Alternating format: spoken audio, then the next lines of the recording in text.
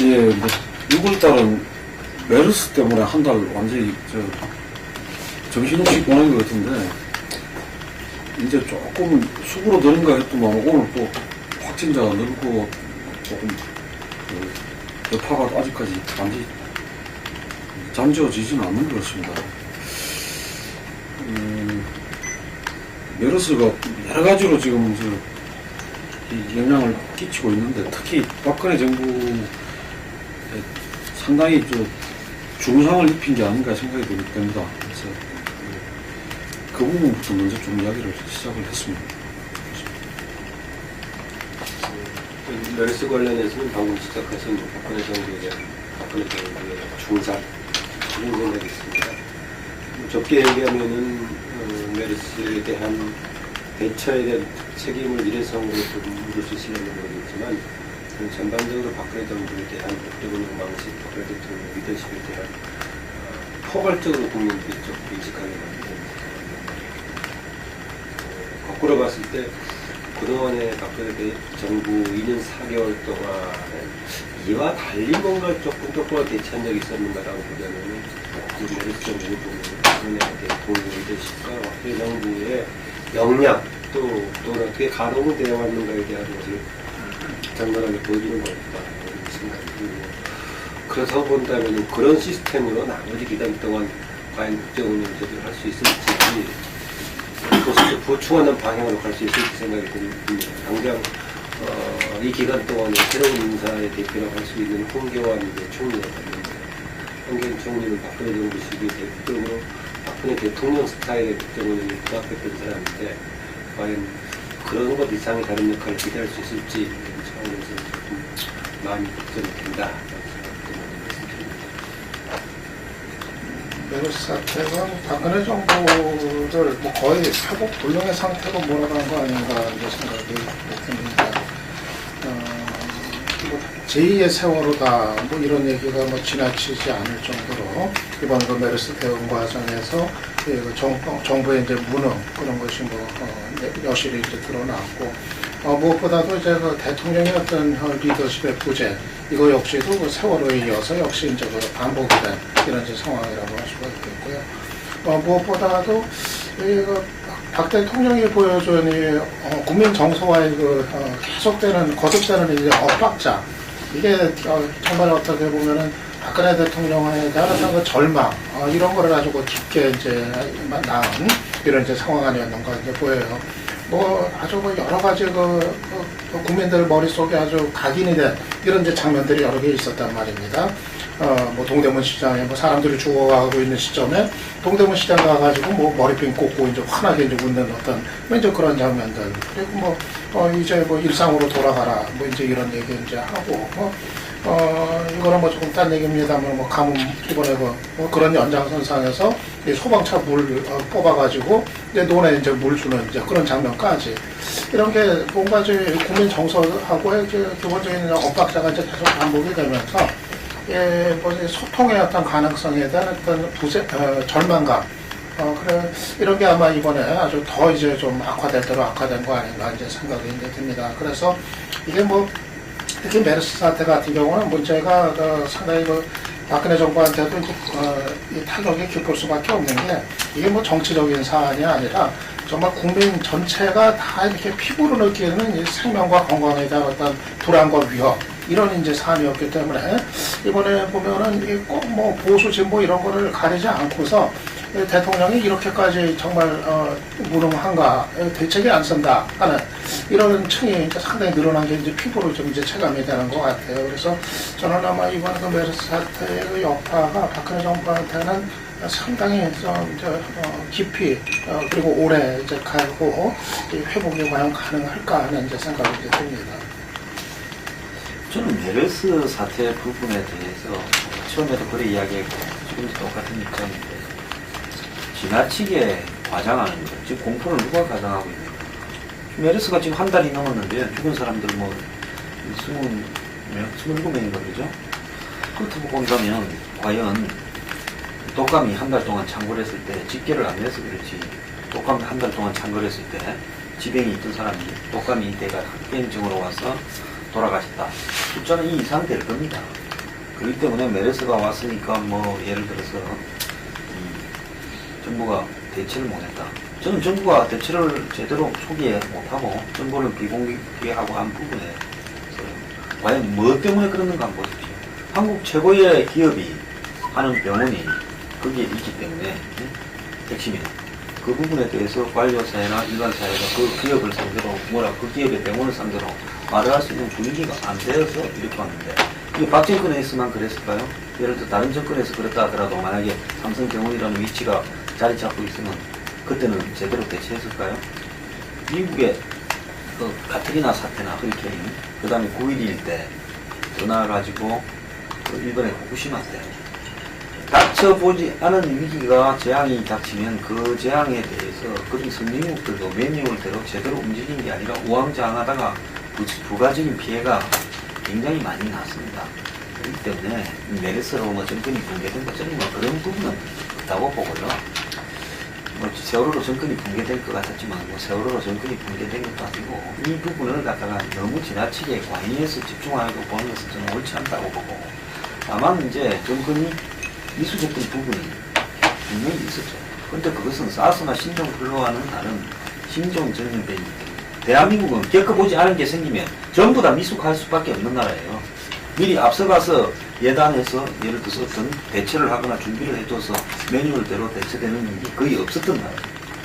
그렇기 때문에 이런 어떤 부분에서 메르스를 가지고 정권의 치명타가 되었다. 정권이 이걸로 무너졌다. 저는 그렇게 보지 않고요.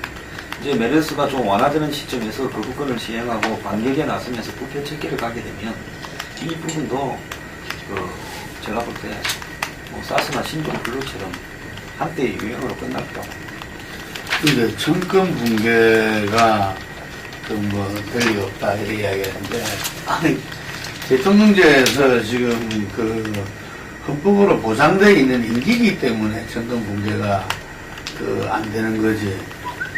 예를 들면은 뭐 다른 대통령들도 그러면 그 임기 중에 정권이 붕괴됐어요. 안 됐죠. 헌법이 보장되고 있으니까. 다만 식물 대통령으로서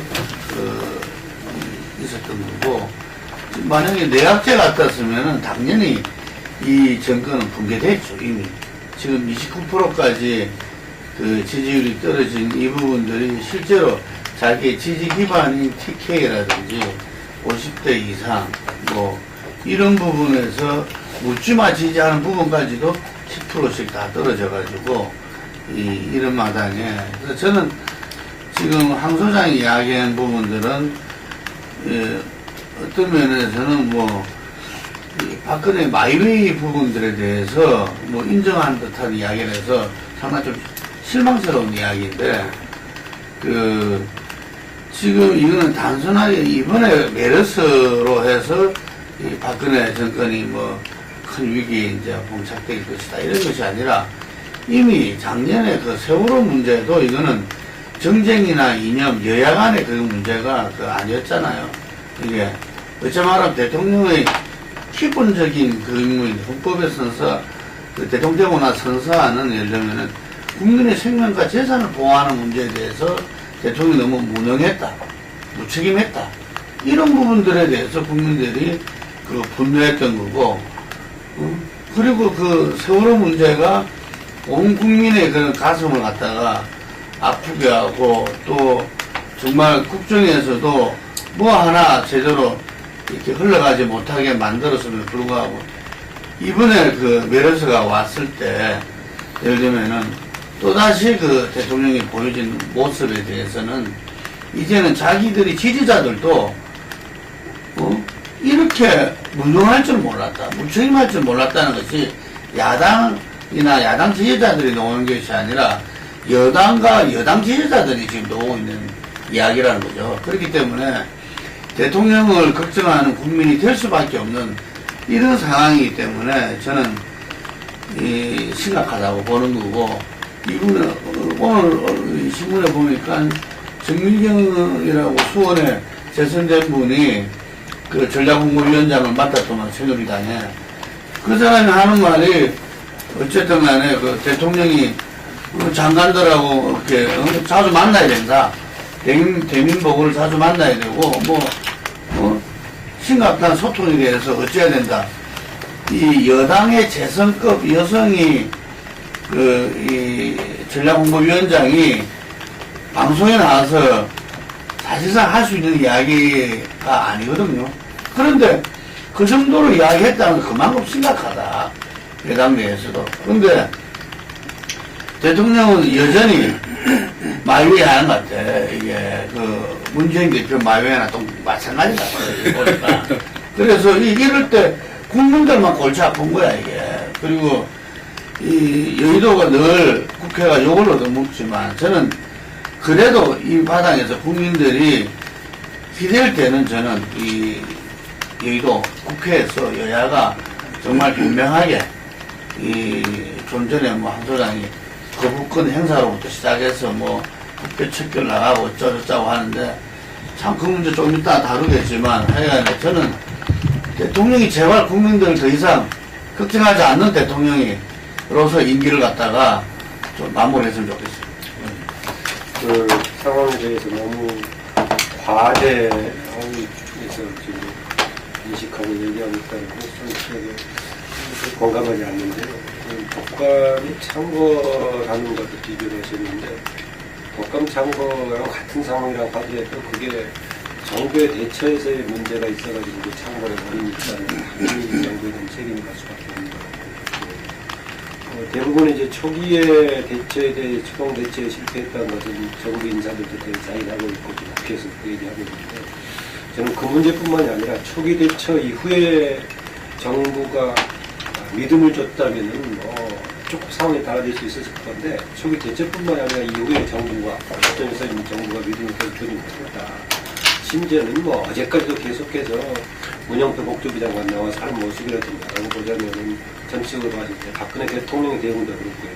유 박사가 잘 지적했지만 초기 대응 이후에 박근혜 대통령 홍보라든가 황교안 임명하는 과정에서 유언비어 단속하는 피해만 한다든가 이런 것 보면은 지금 이 상황에서 박근혜 대통령은 대체로 지금 상황에 대한 인식이 그때그때 인식하는 것이 아니라 유신 때 했던 통치 방식, 상황 인식을 기계적으로 딱 보고 있는 것 같아요. 문제가 생기면 유언비어 문제, 또 내가 왕처럼 있는 거 지시하는 문제, 말 안 들으면 혼내주는 문제, 좀 그대로 가고 있는 것 같다는 생각이 들고, 정권이 다시 박근혜 대통령이 헤게모니를 잘못했을 것인가, 저는 어렵다고 보는데요. 왜 어렵다고 보느냐, 박근혜 대통령의 지지 기반은 저는 구체적인 어떤 통치의 결과의 영향보다는 약간 팬덤 비슷한 지지도에 기초하고 있는 거 아닌가. 박근혜 대통령의 지지율이 당에 대한 지지율보다 떨어지는 상황이 계속됐을 경우에는 박근혜 대통령은 이미 상당히 바탕을 잃었다라고 생각하는 쪽이고요. 이후에 봤을 때는 박근혜 대통령의 힘, 지금 얘기했던 무슨 사정을 중심으로 해서 다시 헤게모니 잘못했을 것인가, 몇 개 지금 이인재, 김한길 등 나오고 있는데 이 문제를 가지고 계속 키워가면 잘못했을 것인가, 저는 키운다고 하더라도 이것은 이제 정권 전체에 대한 대통령의 정당성 부여하는 쪽으로 옮겨가지 않을 것이다라고 생각을 합니다. 그 다음에 이제 아까 제가 이제 이후에 지도권 문제는 결국 구체적으로 두 가지 방향에서 나올 것이다. 지지가 올라갈 수 있을 것인가, 국민의 호응이겠죠. 이 가능성은 한 번에 대한 실패의 문제가 아니라 박근혜 대통령 리더십과 정부의 모습에 대한 국민들에게 합의를 줬기 때문에 특별하게 더 상승시킬, 약간은 올라갈 수 있겠지만 상황이 안정되는 계기를 만들기가 쉽지 않다고 보고 있습니다. 또 하나 이제 대통령의 지도력이 여당이 전적으로 뒷받침해주면서 갔을 때 힘을 받을 것인데 그것도 여의치 않다 하는 겁니다. 왜 그러냐, 당장 이제 선거 국면으로 들어가는데 박근혜 대통령이 과거에는 오히려 선거에 도움이 되는 선거 여왕이라고 하면서 박근혜 대통령한테 기우는 것이 여당한테 도움이 됐지만 과연 그럴 것인가라고 봤을 때 박근혜 대통령이 여론에 호응하지 않는 쪽으로 갈 경우에는 당연히 당과 오히려 유격 현상이 같이 생길 것이다 라고 봤을 때 박근혜 대통령의 힘을 받기 좀 쉽지 않은 이후에 나머지 기간이 되지 그렇게 보고 있습니다. 오늘 메르스 사태를 거치면서 박 대통령 향해가지고 좀 많이 시중에서 나왔던 얘기 가운데 하나가 자기 자신을 이제 여왕으로 생각하는 것 같다는 좀 이런 식의 어떤 좀 냉소적인 반응들이 이제 좀 참 많았던 것 같아요. 메르스 사태에 따른 최고 책임자임에도 이제 불구하고 전혀 이제 그 책임에 대해서 아랑곳하지 않는 어떤 내내 계속됐었던 이제 모습들, 그리고 역시 그 제3자식의 화법, 어떤 그 정부를 향해 가지고 어떤 평론을 하는, 정부를 평가를 하는 듯한 어떤 그런 이제 여러 부적절한 이제 발언들, 그리고 이 국민 정서, 국민의 어떤 그 불안한 정서들을 전혀 이제 의식하지 않는 듯한 그런 어떤 이제 좀 정말 뜬금없는 어떤 행보들, 이런 게 이제 결국 그런 이제 정서로 이어진 것 같은데요.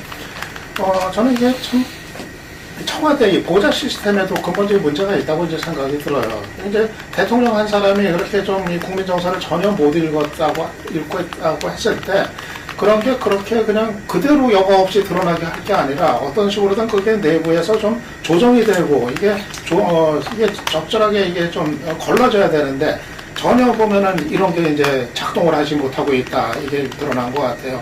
아니 오송에서 어떻게 그 서울에 있는 병원장을 불러다가 그렇게 어떤 사과를 받는 장면, 더군다나 그 사과를 받는 장면을 홍보용으로 그렇게 또 사진을 열심히 찍어서 그걸 언론에 내보내는, 그게 도대체 국민들한테 어떻게 받아들여질지를 전혀 생각하지 못하는 이제 그런 모습. 또 이 동대문 시장에서 그렇게 환하게 그 웃고 다니는 이런 모습이 정말 뭐 청와대 보도 자료를 통해 가지고 뭐 아주 그냥 뭐 어떤 인기 스타가 뭐 시장을 한류 스타가 무슨 시장을 누비고 다니는 듯한 광경으로 묘사가 돼 가지고 아주 그 대통령의 인기를 아주 찬양하는 이런 보도 자료가 나오는 거. 이게 뭐 대통령도 문제지만은 이 대통령을 어떤 보좌하는 이 시스템이 근본적으로 작동을 하지 못하고 있다. 모든 것이 대통령의 어떤 생각대로만 그대로 국민들한테 노출이 된다. 이번에 또 이게 문제가 이제 드러나가지고 결국은 이게 참 답이 안 나온다는 이런 좀 정서를 이번에 좀 확산시킨 거 아닌가 좀 싶어요. 저는요, 저는 이번에 이 사태를 바라보는 야권과 진보 세력들의 입장에 대해서 굉장히 의아스러운 측면이 있어요.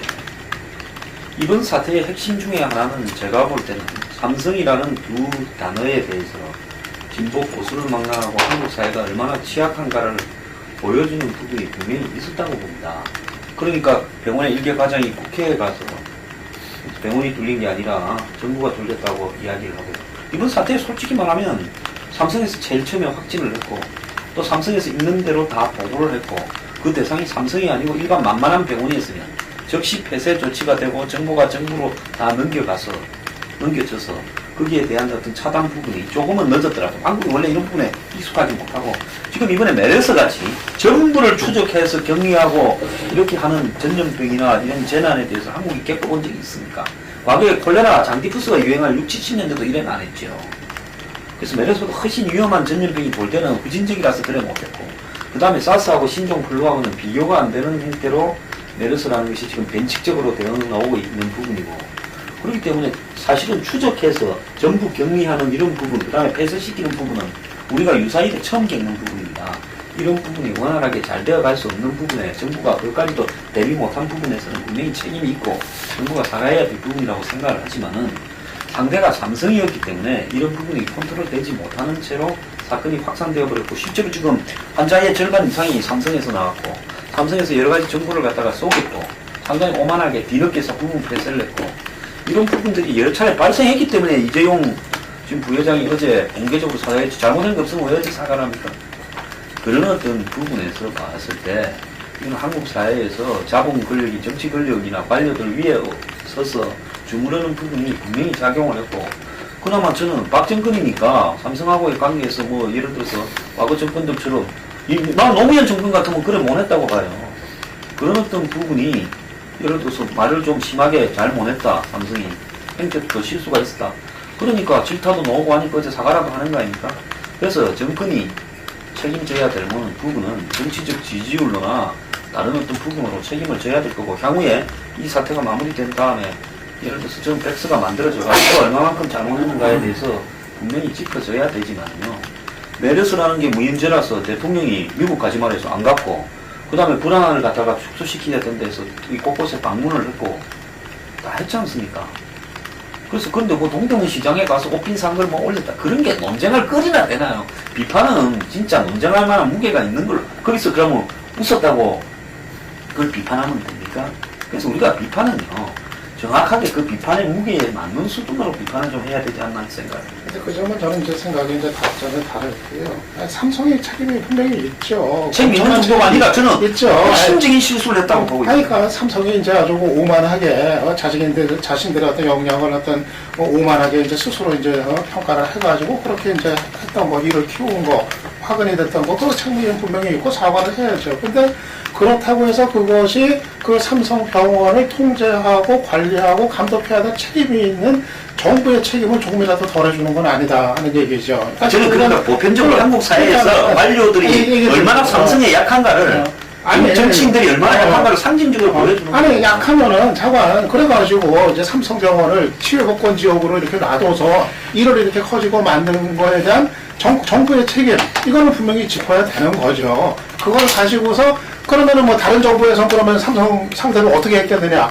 그거는 또 그때 가서 그러면 얘기할 문제고. 아니, 노무현 정권 때 삼성한테 꼼짝 못했던 이야기를 하는 겁니다. 일단은 지금 분명히 책임이 있는 건 가려야죠. 아니, 근데 지금 아마 좀 사태가 조금만 마무리되면 그 문책 인사가 있을 것 같아요. 근데 그 범위가 어떻게 될지 이제 뭐 여러 가지 그 설이 있을 거다. 좀 물음표만 원포인트로 할 거다. 아니면 조금 더 범위를 확대할 거다. 이런 뭐 등등의 이야기가 있는데 그게 어떻게 될지 또 그다음에 또 지금 조금 전에도 말씀하셨듯이 이제 그 황교안 총리 되고 나서 조금 이렇게 그 사정 정국으로 가면서 이걸 좀 벗어나려고 하는 그런 것도 보이는데 그건 또 어떻게 봐야 되는지 그 대목 좀 이야기를 넘어가겠습니다. 김명구 대표님 얘기하십시오. 아니, 그, 한 소장이 뭐, 딴 것보다는 나는 우리가 삼성공화국이라는 이야기를 또 하잖아요. 그 삼성이 가진 이 한국 경제와 한국 사회에 차지하는 위상과 역할이라는 게 있는 것 같아요.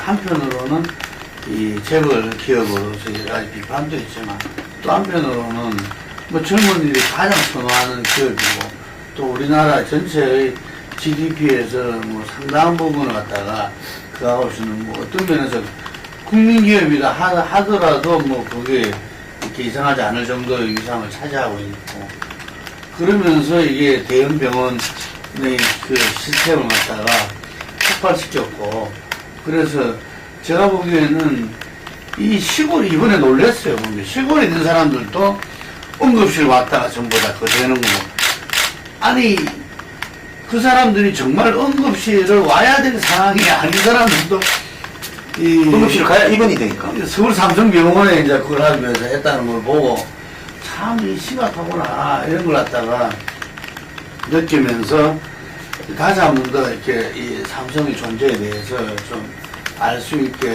됐고 거기에서 이제 그 이야기한 대로 그 부분을 컨트롤할 수 있는 건 정부밖에 없잖아요.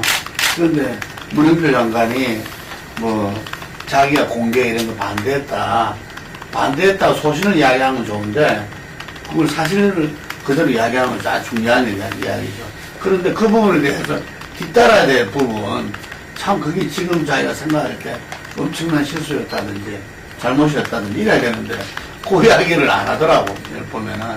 그래서 그런 부분에서 참 국민들이 뭐 그러잖아요. 이게 메르스가 이렇게 전파되는 부분보다도 오히려 국민의 불안이 전파되고 하는 것들이 더 심각한 문제다 이런 이야기를 하는데 그래서 과연 이것이 문책 인사도 우리가 인사는 만사다 이러지만 이 끝난다는 평가 속에서 문책 인사도 그동안에 그러면 그런 것들이 제대로 이루어졌는가 저는 참 이번에 그 문책 인사와 함께 이 시중에는 보면은 7, 8월 계약설이 나돌고 있어요. 이게 그래서 이 최경환 장관 같은 경우도 그렇고 지금 법무부 장관이 총리가 됐잖아요. 그러니까 그 법무부 장관을 뭐 말하자면은 그 위에 좀 있었던 이렇게 왕장관이랄까 이런 부분들이 어차피 이 정치인 출신 장관들이 선거 전에는 그만둬야 되는데 그것을 갖다가 지금 보면은 이게 여러 가지 공천이나 이런 부분들이 예비 후보 때부터는 이제 12월 초가 D-4개월 돼서 되는데, 그럼 그때 되면은 뭐 완전히 국회 예산안의 마지막 할 시기고 이런데 그때 그만두는 것도 그렇고 이래가지고 아마 정치 출신 장관들이 이 정기국회 전에 정리를 하지 않겠나 뭐 이런 이야기들이 돌고 있는데, 이 문책 인사와 함께 해서 아마 이 계약서를 갖다가 굉장히 그거 되고 있는 것 같아요. 그래 되면은 이 박근혜 정부의 뭐 이번에 새로운 총리와 함께 상기라 그럴까요?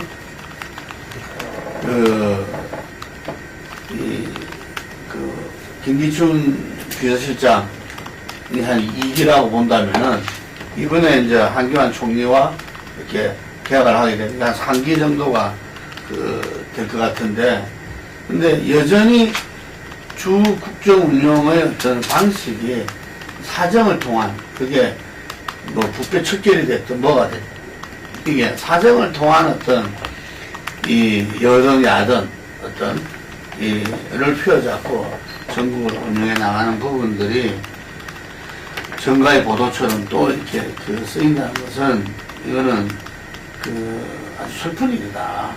저는 굉장히 위험한 일이다. 또 한편으로는. 그래서 저는 박근혜 정부가 이 많은 지지자들이 좀 기대했던 대로 어떤 이 특정 세력의 이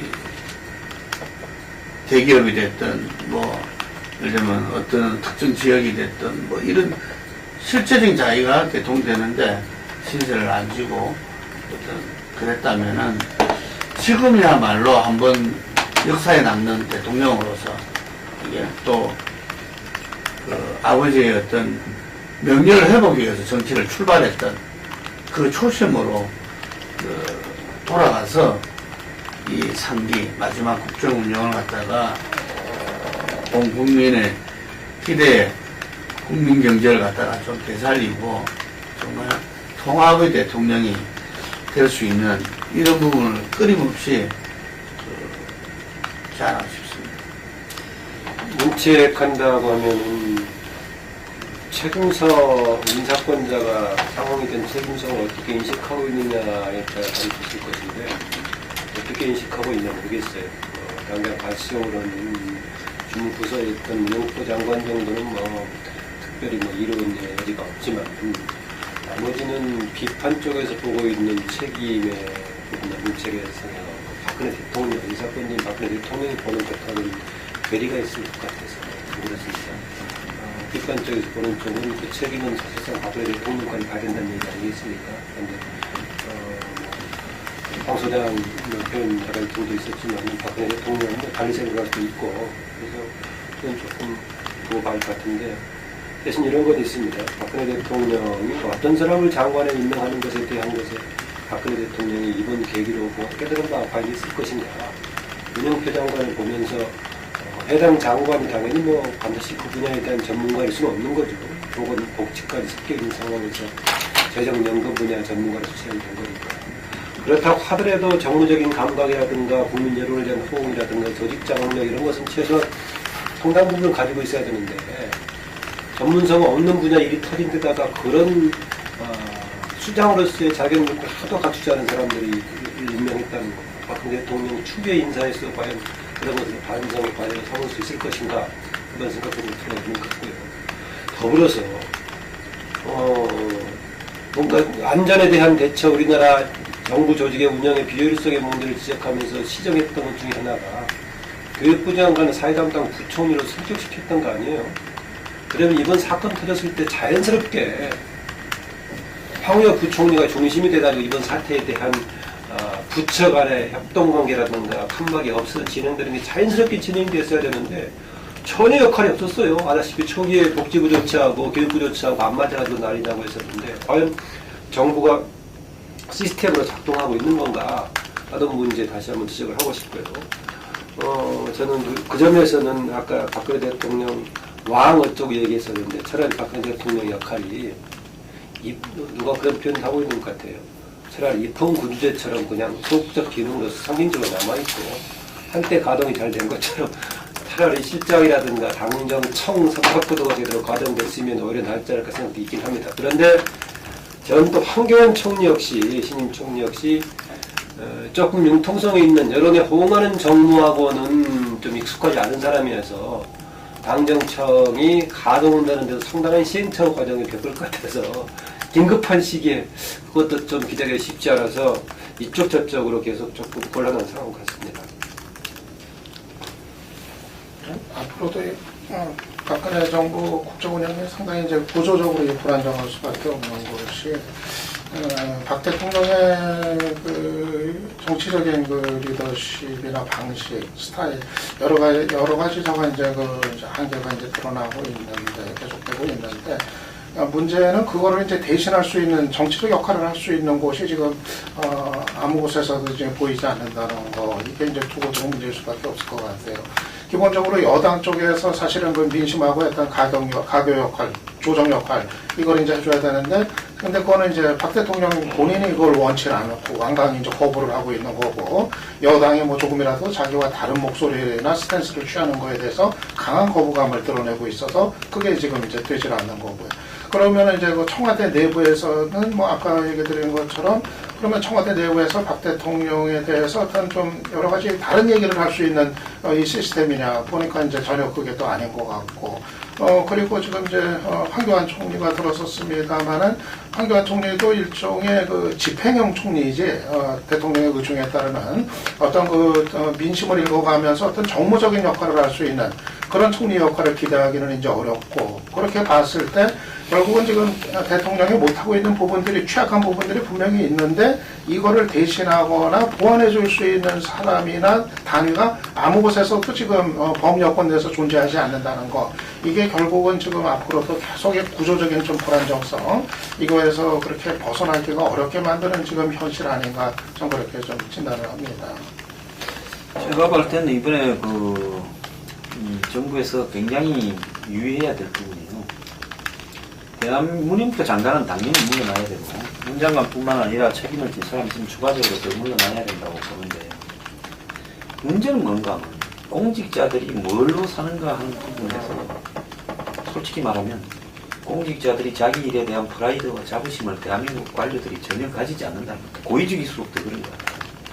그래서 대한민국의 가장 센 자본 집단에 붙어서 거기에 이해를 거슬르지 않고 뭔가 있을 때 좀 편의를 봐주면 법적에도 그러지 않습니까? 뭐 정치인도 그러고요.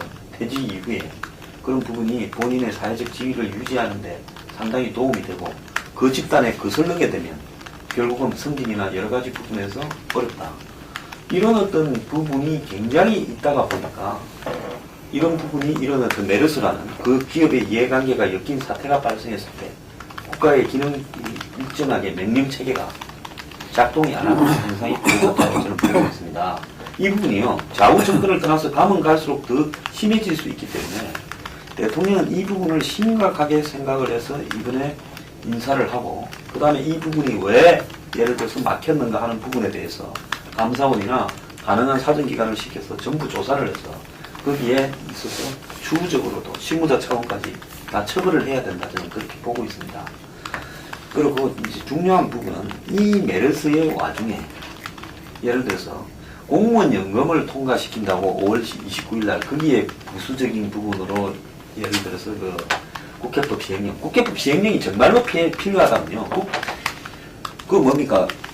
그 여론조사에서 그 뭐냐 리얼미터에서 조사한 거 보면 51.5%가 국회법과 그 밑에 있는 시행령의 관계가 뭐고 이번에 있었던 문제가 뭔가에 대해서 국민들이 정확하게 내용을 모른 채 여론조사에 응하더라고요. 절반 이상이요.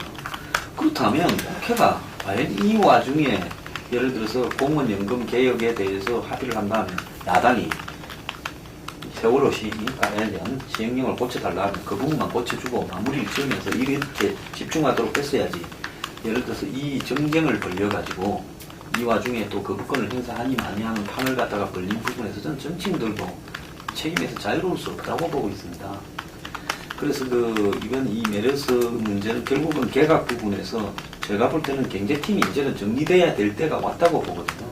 최근의 믹스로 부르는 어떤 박근혜 정권의 경제 정책이 좀 메르스로 인해 가지고 현재 6월 말에 이제 4조 피해 한국에서 역대 최고 큰 태풍이 왔을 때 피해가 4조 원대였어요.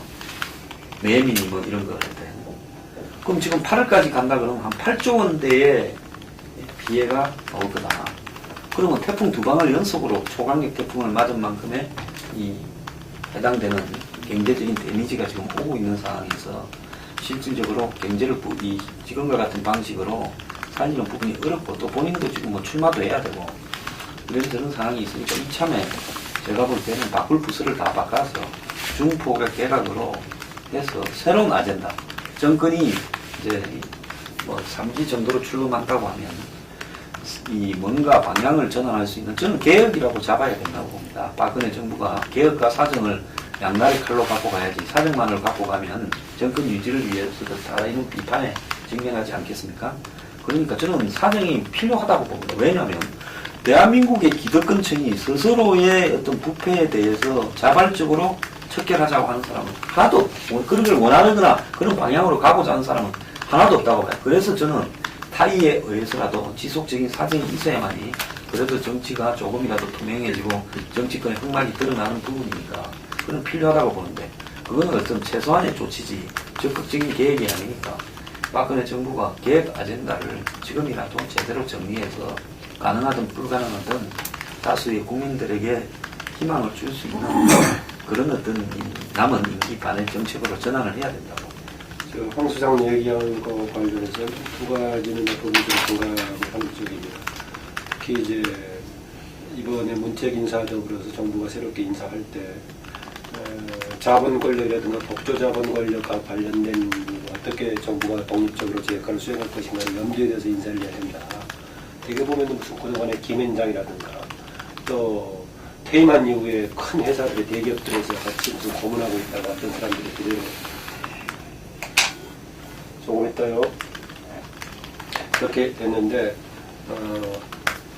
그런 것에 대해서 박근혜 대통령이 뭔가 정부가 제 역할을 할 수 있을 만큼만 쪽으로 갈 것인가 하는 걸 이제 과연 박근혜 대통령이 인식할 수 있을 것인가 문제가 될 것 같은데요. 박근혜 대통령이 보면은 그동안의 인사에서 국가적인 차원에서의 무슨 전략적인 목표를 두고 해왔던 거라는 생각이 있어요. 본인 조금 주변에 그냥 마음에 좀 이야기 들을 수 있는 사람들을 임명하는 정도의 방식이었고 그동안의 사람들은 통합을 얘기했습니다만 통합의 관점을 들 수 있겠고 지금 황 수장이 지적한 대로 그동안에 정부가 삼성을 비롯한 자본 권력이라든가 법적 권력하고 같이 유착관계에 있었던 이런 부분에 대한 해소 또 독립성을 들 수 있겠는데 박근혜 대통령 인사가 그런 식으로 바뀔 수 있을 것인가 하는 이제 주목해야 될 부분이라고 보고요.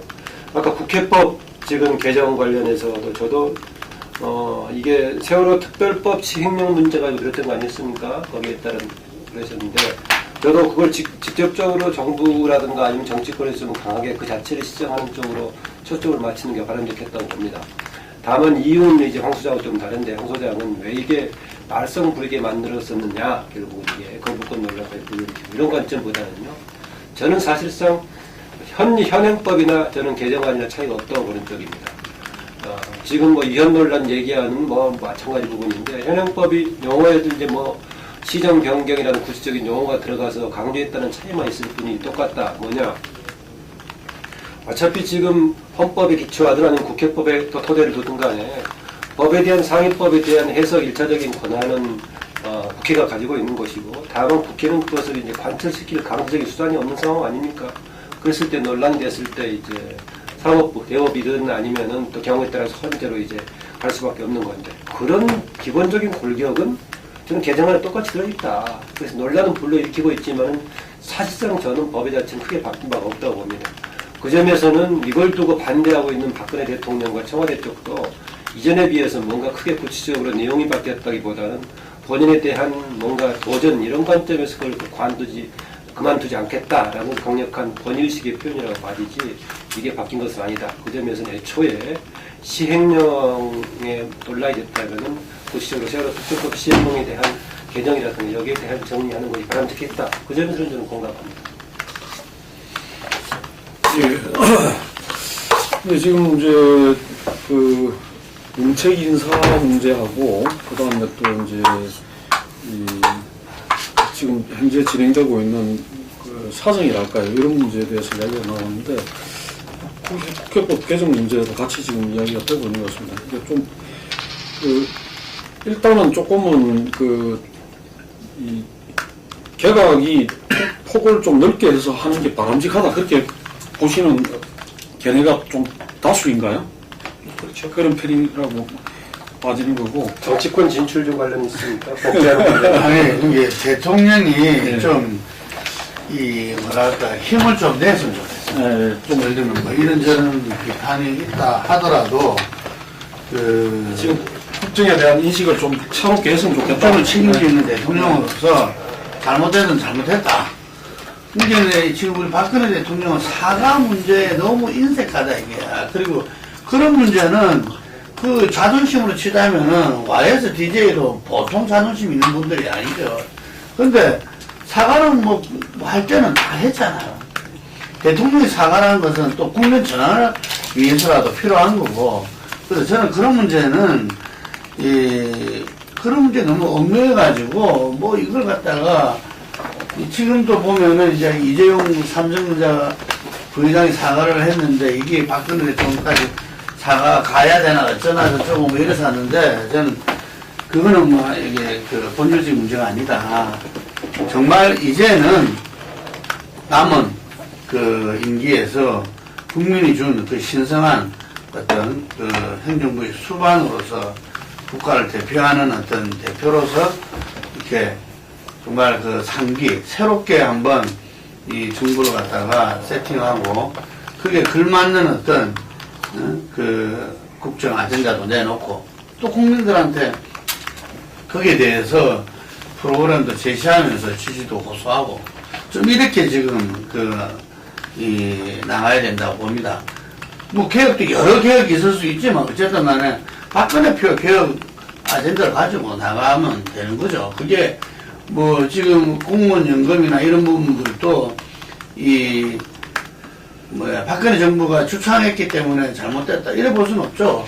다 필요했다는 거죠. 그래서 박근혜가 대통령이 이야기했던 4대 개혁도 다 필요한 부분이고 그렇기 때문에 그런 부분들을 나가면 그것이 반의 반보라도 역사는 발전해 나간다 이렇게 보기 때문에 좀 더 힘을 갖고 좀 제대로 계획을 세우고 나가고 또 안 되면 또 할 수 없는 거고 그런데 너무 어떤 면에서는 오히려 눈치를 보고 예를 들면 여야 간에 눈치를 보고 너무 이것을 갖다가 여러 가지 정쟁의 차원으로 보고 그럴 필요 없이 정말 국민을 보고 뚜벅뚜벅 나가라. 예를 들면은 저는 그러할 때 박근혜를 지지했던 국민뿐만 아니라 다른 사람들도 우리나라 대통령으로서 지지를 또 보일 수도 있는 거고 이래야 사실 여의도도 풀리고 경제도 그렇게 나갈 때 예를 들면 최경환 지금 장관 같은 경우는 금방 이야기한 대로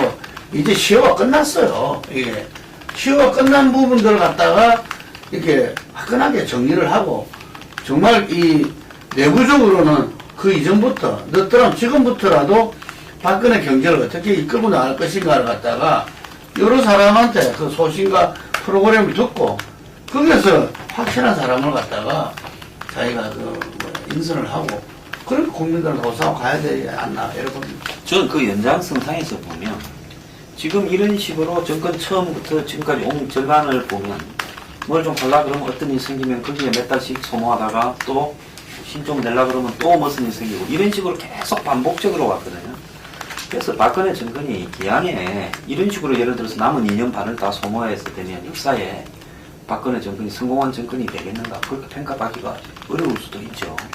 그렇게 된다면 기왕에 집권해서 한번 정권 가는 거면 지금 이 남은 2년 반 동안에 어떤 아젠다를 완성하고 갈 것이냐 딱히 할 수 있는 아젠다 아니면 내 대해서 할 수 없다 하더라도 내가 깃발은 꽂고 내 뒤에 온 사람이 그래도 이걸 갈 수 있게 그렇게 국민의 지지를 받을 수 있는 아젠다 우리 사회 곳곳에 경제 문제부터 비롯해서 지금 뭐 고령화, 양극화, 청년실업 등 곳곳에 수많은 이 문제들이 지금 등장하고 있지 않습니까? 주거 문제도 있고 이런 문제들에 대해서 대통령이 아젠다를 지배하기 위해서 그 속에서 본인이 할 수 있는 부분에 대해서 앞으로 어떻게 가겠다라는 그런 박근혜 정권 후반기에 어떤 의제를 국민들이 알 수 있도록 정하고 거기에 대해서 뭐 어떤 국회에서 뭐 반대하고 누가 반대하고 기득권이 저항하고 하더라도 나는 밀어붙여서 가겠다.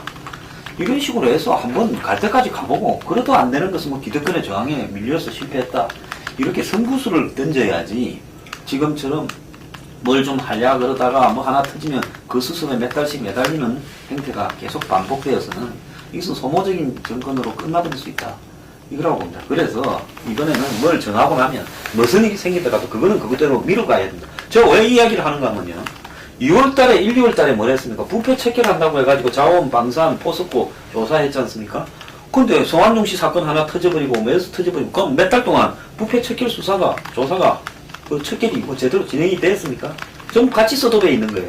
이런 식으로 가서는 안 된다. 모든 국정과제가 어떤 사안 하나 터져버리면 거기에 대해서 그냥 스톱되는 이런 현상은 곤란할 거예요.